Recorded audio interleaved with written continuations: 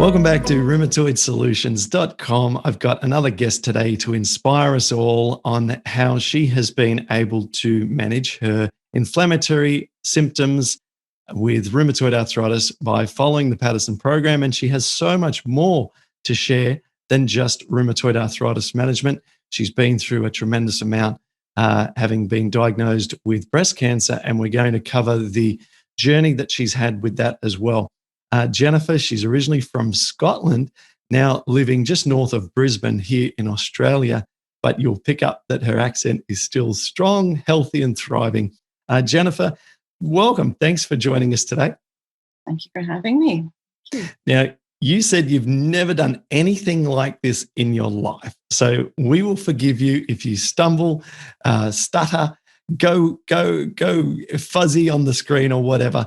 I'm just grateful to have you here because your story is very, very unusual, even for people who have had a lot of improvements by following the Paddison Program. Yours is extraordinary. Can you just give us a brief little sample of what we're going to hear about today? Okay, well, my story started with very mild symptoms in 2015. I knew what it was because we had a family history. Went to the rheumatologist and she immediately put me onto the Paddison Program. I was too early for medications. 6 months later, my CRP was below 1 and she happily discharged me. And apart from 1 or 2 odd episodes when I've eaten incorrectly, I've been completely symptom-free, medication-free from rheumatoid arthritis, which is wonderful. So I'm very grateful.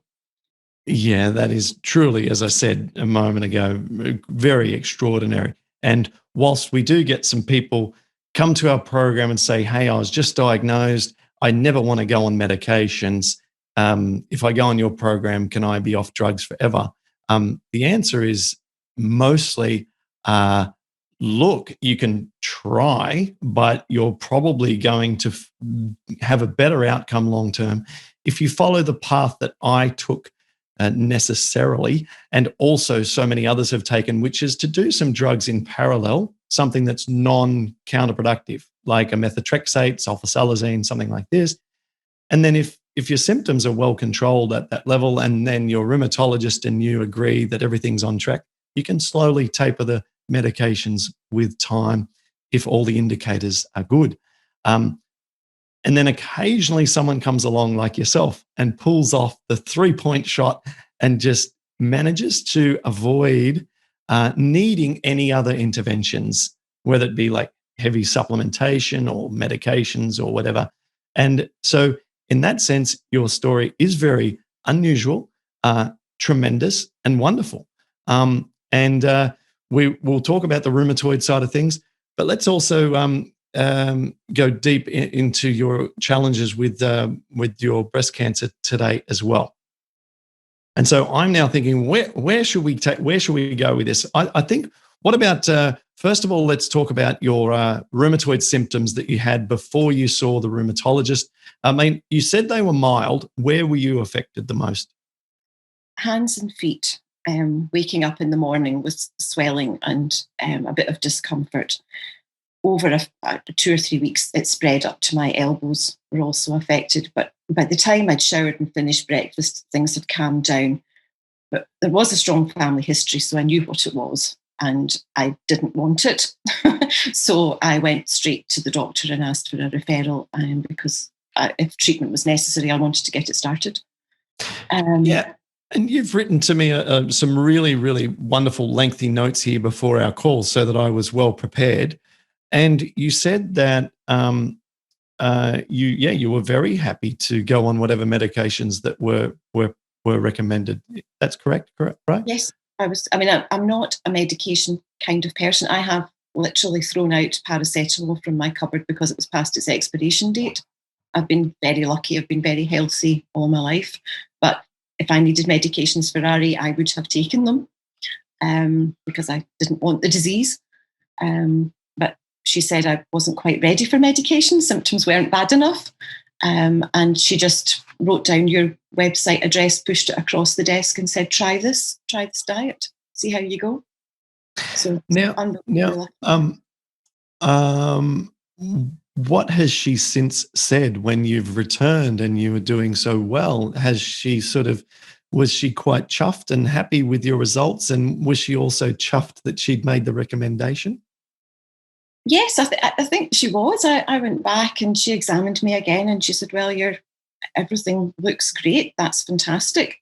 She said, I really don't think I need to see you again, but you know where I am. And if you get symptoms again, come back. And she said, I have an array of drugs to choose from to treat you with.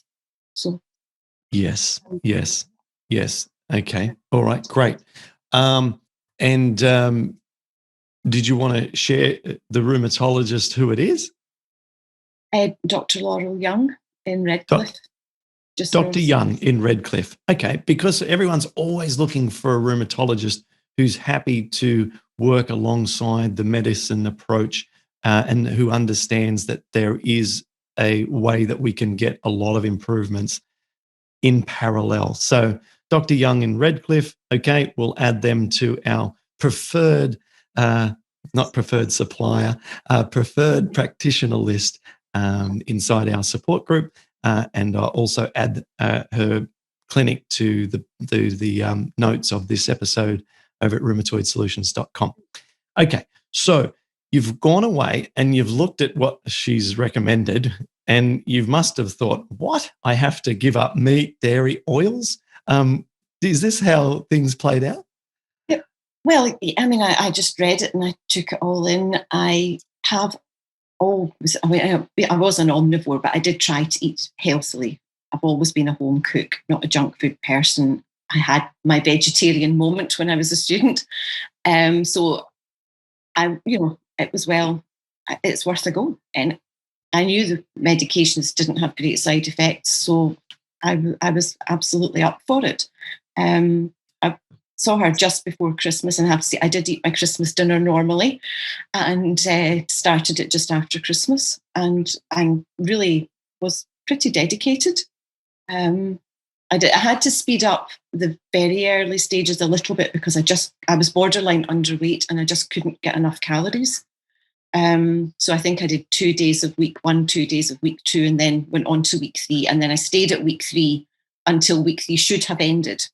And then, did it that way. And then just reintroducing foods one by one, for a good 6 months until I, a fair idea of what was working and what wasn't. And when I tried dairy, that didn't go well at all. So, when you tried dairy, I tried dairy. Yes. I did a tentative reintroduction just to see, and whoa, no, that wasn't happening.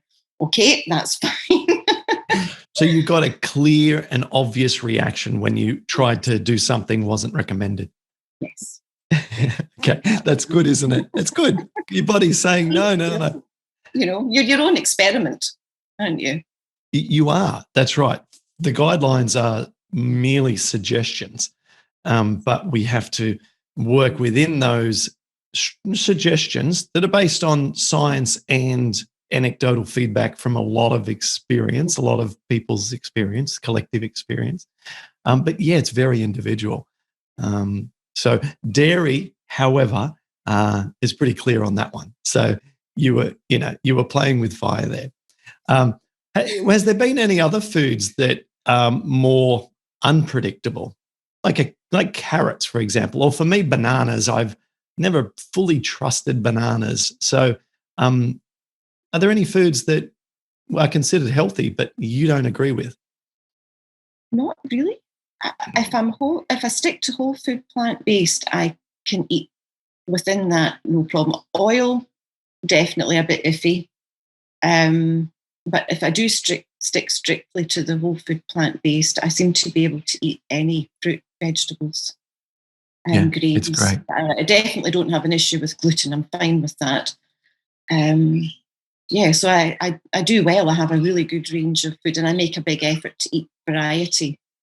Is that I don't know if there was something recently about someone published people should try to eat at least 30 different foods a week. And the day I read that, I consumed 37. And the following day, I consumed 47 because I made a curry and you count each spice individually. So, but I'm eating a huge variety. and which is marvelous, really good.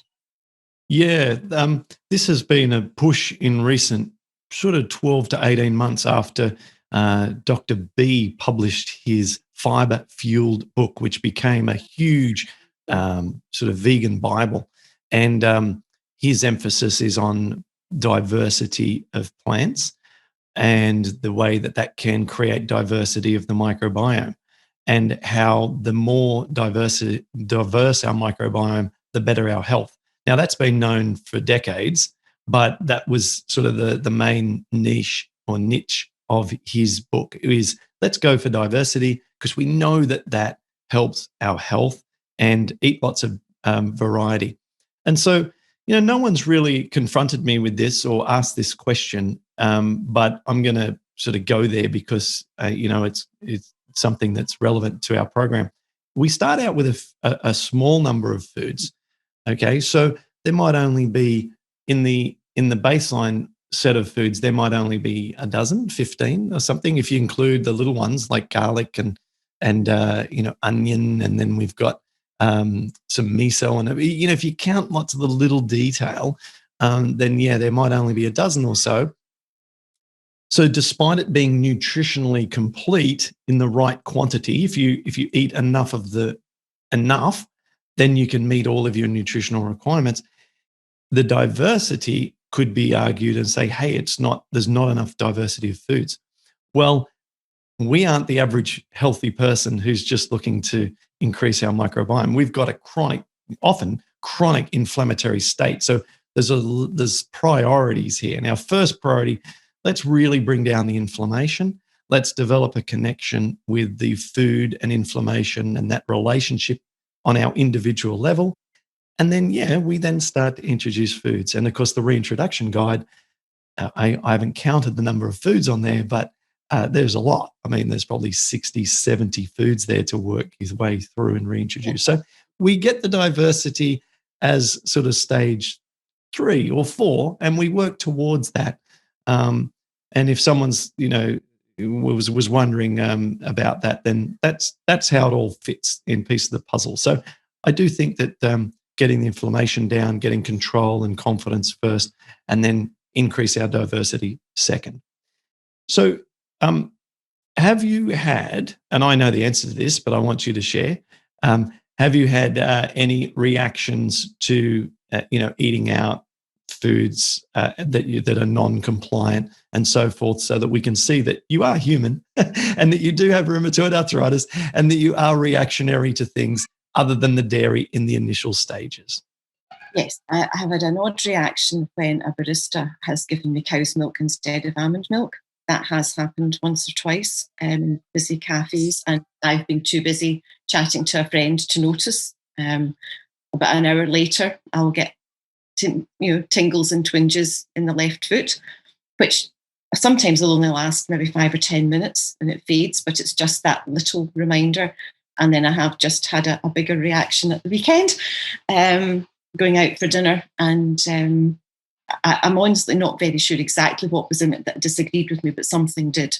And it was a bit stronger reaction, but I'm getting it calmed down again. So all is good. But yes, I will never be free of rheumatoid arthritis. It's, I've got it, and I just have to manage it. And thankfully you're around to give us a good management tool. Well, and I want to bring these situations up. These aren't, our interviews here, you and I are talking about reality. We're not creating a false sense of fantasy whereby, oh, here's Jennifer. She got rheumatoid arthritis. The doctor had a great plan that involved, getting healthy first and then looking at the need for drugs afterwards. And now she's been perfect ever since. Well, we're not trying to mislead or confuse anyone. What we're looking at here is, wow, you have managed to sidestep the common medical path because of great choices. But you went out to a restaurant. It was a week ago now, I think you mentioned. You add some fried tofu in a salad, And the next day, the one problem area that you had when you were diagnosed, which was some bony erosions in your foot, that one became sensitive again. And it's taken you a few days to get rid of that. And that just is like this is the massive message, is that we've got to stick within the barriers. Like at the bowling alley, at the bowling alley, they bring in those things for kids so it can't go into the gutter, right? We've got those barricades in our life so we don't go in the gutter. And if we take down the barricade and we start being a little bit adventurous, particularly at restaurants where they use oils and heat these oils in a way that are often repetitive, overly repeated heated oils are extremely free radical creating. And so I just wanted everyone to know, wow, even someone who's totally in control for years, boom, there can be that little reaction if we go and have something wrong. Got to stick to the program. Yeah. Now, you've had other health challenges. I want to go down this path and talk about your breast cancer experience. You'd only been eating sort of plant-based and so on for about 1.5 or 2 years when you got diagnosed. I remember that Dr. McDougall said often cancer, and I feel a sense that I'm going to misquote this, but I believe that cancer can start to develop many, many years before it shows up. Can you comment on whether or not I'm accurate with that? My understanding is breast cancer develops 5 to 10 years before it's visible on a mammogram. So, okay, good. So, I mean, good as in I'm glad that that I'm on the right track. So, what I'm saying here is, if you've only done a couple of years of plant-based, which we know from the science is reduces the risk of cancer, the previous years may have contributed towards its development, and it might not even be dietary. I mean, I'm just okay. So something else entirely. Something else entirely. So what was that experience like? I'm obviously horrible, but can you walk us through that experience? Well, it was a total shock. I just went for a routine mammogram and was recalled, and there was an issue. No family history of cancer of any description in my direct line. So yeah, it was just a bolt from the blue. Every pathology that they did came back worse than they were expecting. So I had mastectomy and reconstruction, because initially they thought that would be enough.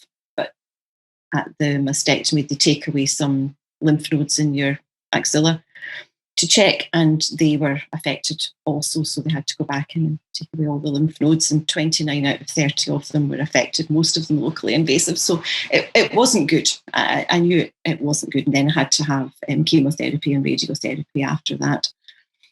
So where were the lymph nodes? In my right armpit.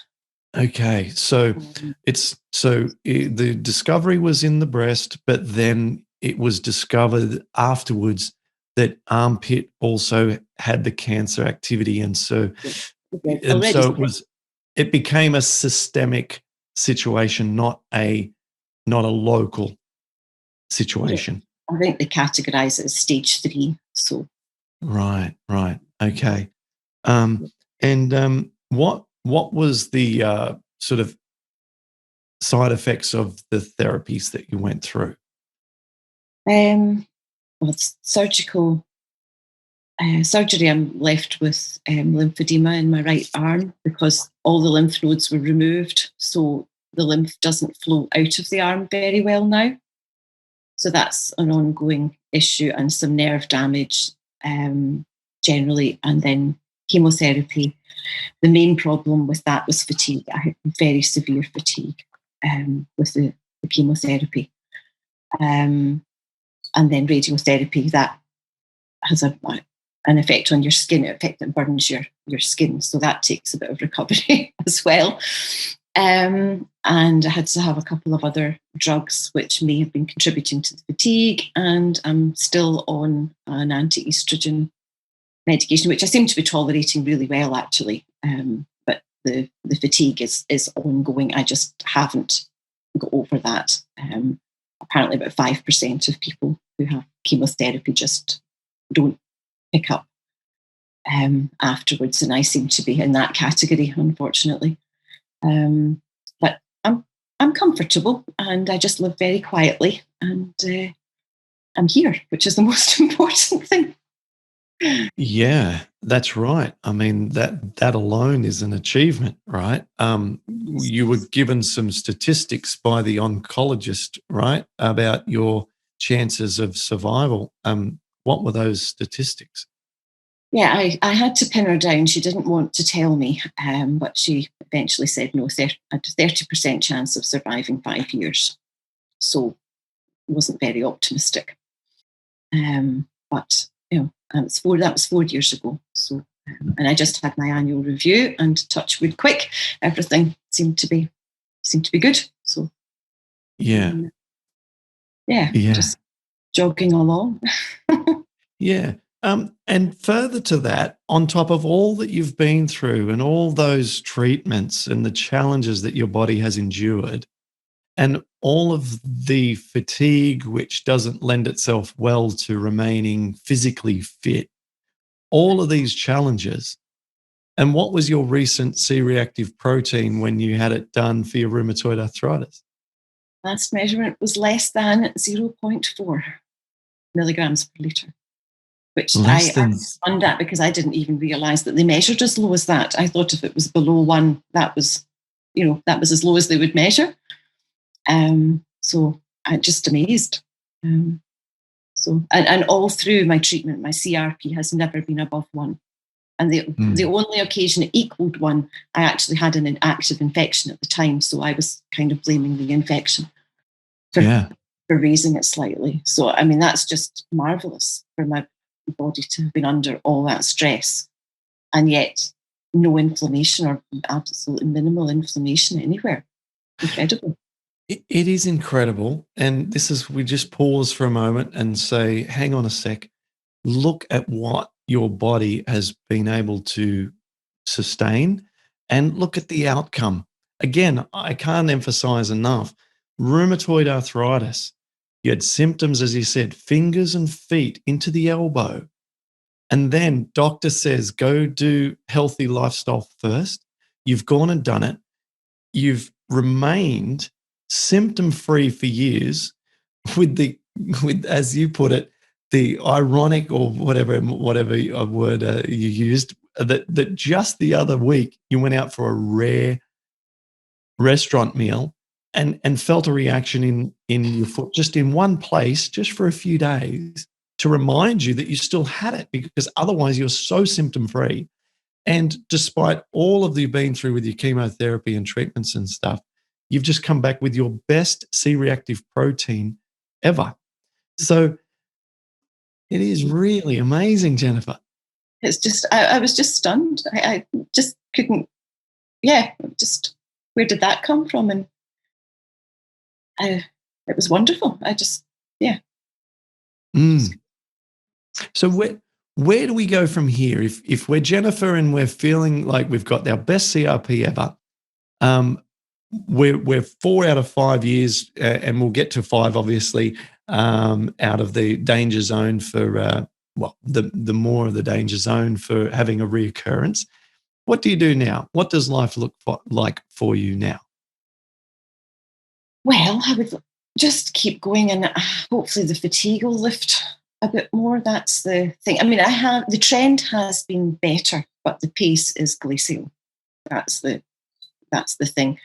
I would like to try and increase my exercise. That's the next thing that I really need to try and work on. And that just depends how the fatigue is that particular day, how much I can do. Um, I did get back to a little bit of yoga just recently, yin yoga, which is it's a very slow yoga. You might just do maybe 6 asanas in one class, an hour-long class, but you hold the positions. So that's great, particularly when we're working on legs. The right shoulder's a bit incapacitated with all the surgery and what have you. So things like downward dog's a challenge because putting my weight through the shoulder. But I do what I can. And I think that's really good. So I'm going to try and continue with that a couple of times a week. Walking is my main exercise. I'm just over 1 kilometre from the supermarket. So I try to walk there and have my rucksack. So that's good exercise, just walking there and back with a bit of weight. And swimming, once the pool reopens in spring, I'll get back to swimming. And I've recently been going ice skating, which is a thing from my childhood. I used to ice skate. And I've worked up to steady skating for about 20 minutes. And I love the movement. I've been active all my life, always been quite sporty. So I just love that movement. A bit of sailing. I'm a bit restricted again because I lack a bit of strength, but I can do a bit of that. And one of these days, my bucket list, I am going to ski again. That's my big aim. Because I'm a very keen skier. But I'm a bit short of that yet. But that's what I would like to aim for. Have you noticed a steady improvement to your physical abilities over the past 12 months? Yes, but I'm still an awfully long way short of where I used to be. Yeah, I mean, I've lost a lot of muscle without, just because I haven't been using it, sadly. So I do need to try, and I did see an exercise physiologist for a while, but that all got a bit upset with COVID.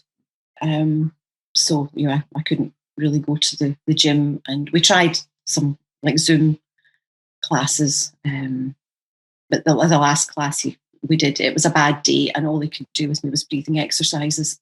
So I probably should phone him again and try and get back on, getting back to that. But I've never been a gym bunny. The gym is always rigid, so it's quite an effort to go to the gym. Yeah. Then forget the gym. Just work with what feels right for you. Those exercises that you listed a moment ago, they're perfectly adequate for you to be able to steadily build some more muscle with your walks. If you don't have any knee issues and everything else is okay, you could add a little weight to the walk. You could buy a weighted vest, like my friend Ellen, who's been on our podcast a few times, our support forum administrator. She wears a weighted vest for osteoporosis prevention. And so when she goes on a walk, she does some exercises, step up, and it just adds a little bit of weight around the chest. And just that alone, when you go for your walk, creates a little bit more weight through the legs, a little bit more effort if you're going up a hill. And that helps not only build bone density, but also some more muscle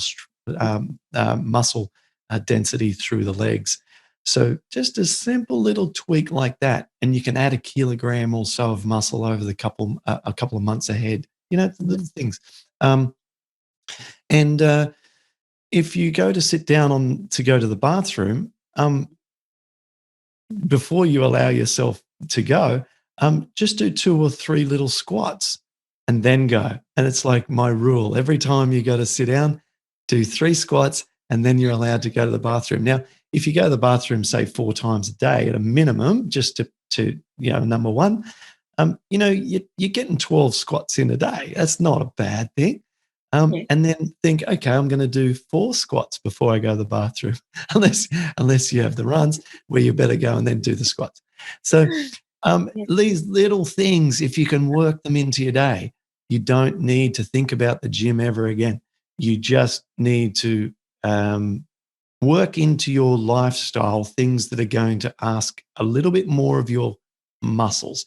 And notice that these couple of examples are leg muscle focused, because most of our muscle in our body is in our legs and buttocks. And so if we can build up a bit of strength in that area, we're targeting the easy win area of our body. So, explore these sort of parts. And there's probably endless examples of how to safely increase the load on our muscles without having to even work out. Aye, just steady. It's just that doing that, like your 1%, is just doing that 1% more every Yep. day. And I've had that at the back of my mind. And sometimes I manage quite well, and then sometimes I'll have a better day, and there's things I want to do, so I end up overdoing it because I'm feeling good and I want to do X, Y, Z, and off I go and do it, and then it takes me 3 days to recover. So, And is it the shoulder? Is it that right shoulder where the surgery was that provides most of the problem? Or is it that you just get hit with so much fatigue that you then flattened out? it's just the fatigue, and The I'll maybe fatigue. have some lunch and lie down on the sofa and wake up at 4 o'clock in the afternoon. So I just fall Mm. asleep. Okay, so a couple of ideas. Do you now let's troubleshoot some fatigue, and it might go beyond the conventional framework of helping fatigue because of the chemo, the radiotherapy, right? So we haven't got it's not a fair playing field to begin with. But um, having said that, do you eat many fruits in your diet? Have you got fruits that you consume and you're happy with? Yes. Yes, I mean, Okay, big bowl of fruit first thing. That's my okay. breakfast, and then another piece of fruit later in the day, or quite Um, frequently. yeah. So if that's already part of your diet and you have no issue with that, it's obviously super healthy. Maybe before you work out or even halfway through, take some more fruit with you and keep your blood sugar levels up. This is a safe and natural way to eat in a way that remains to keep us energized. So you might want to buy some medjool dates and chew on a few dates as you go and walk to the store and back. Or when you get home, have a big papaya. Just keep those energy levels up by eating fruit. All right, because the Mhm. blood sugar levels are controlled nicely because the fiber in the fruit. Right, it's a natural way of providing sugar to the body. So that's one thing. The other thing is in terms of how's your vitamin D levels? Are you supplementing D, or do you get sunshine a lot? I do supplement, but just 1,000 milligrams 5 days a week, because my last blood test, I think it was 124. Okay, you're great. Yeah, okay. It was low when my breast cancer was diagnosed, because having done your program, I'm afraid the vitamin D was something I had overlooked. So I was put on supplements immediately to get it up. So Okay. And then the other thing would be just as a no-brainer for general health is vitamin C. So I was listening to a podcast by Found My Fitness, which is an interesting science-based podcast. And I listened to like an hour and a half all about just vitamin C studies. And so, I get my kicks in a weird way.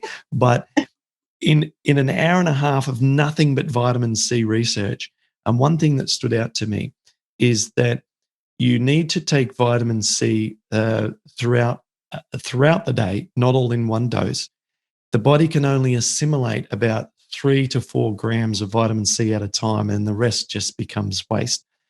So if we did say 3 to 4 grams at breakfast, 3 to 4 grams at lunch, 3 to 4 grams in the evening, then we're spreading the doses and we're able to assimilate all of that and not entirely replicate the same as having like a high dose intravenous vitamin C, but we're still getting a solid high dose. People would call it mega dose of vitamin C. That's only side effect is loose bowels, right? Which may affect our squatting. um, but but other than that, look, I would do that. Here in Australia, the supplement industry is so outstandingly regulated and high quality. Go and get some bioceuticals vitamin C, and they're 1 gram tablets at a time. Our kids even eat them. They have a nice, pleasant flavor. And so, do a couple for breakfast, couple at lunch, couple in the evening, and just see. Because I'm sure the studies would indicate that also therapy like you've been through depletes vitamin C. I mean, I'm going to state that without even checking the studies. It's got to be the case. Drains you of a lot of things. Yes. So I would add C and C. Okay. Yeah. Try that. Yeah. Try that. And as you are trying to do and building up your antioxidant enzymes, your glutathione, your catalase, your real powerhouse of antioxidants, which are going to also then provide that maintain those energy levels via exercise, the best way to get them back up.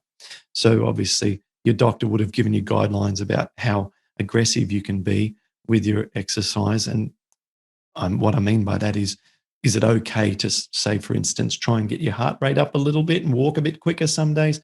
And I guess the answer is maybe not necessarily with the doctor, but with how your body feels the next day and if you get flattened from it or not. But, I think keep trying to get a little fitter. Well, I just keep saying I do what I can when I can, and when I can't, I can't. But no, I do try. I'm lucky I've got pleasant walking roundabout, so it's not hardship to go out. And do great. Sometimes get lucky with the odd kangaroo or koala, so that's it's a good incentive to get out. That's right. It's so you got koalas near you? Haven't seen one for a while, but occasionally, yes. Yeah, gosh, it's been probably 12 years since I've seen one. Really? The day will come. The day will come when we're all saying we haven't seen them except in zoos. The day, it's just a very sad thing. There's been a bit more building, and I think that's chased them away. So. Yeah, right. Well, thank you. This has been, as I said at the start, something that you don't do regularly. I think this is the first time you've sort of done this kind of interview style and Zoom. And so, I'm very grateful. And it was just lovely to have this conversation. And thank you for sharing. It's just been, really lovely to get your message out. Well, I'm very grateful to the program that you developed because it's kept me in a very good place. So I'm very grateful indeed.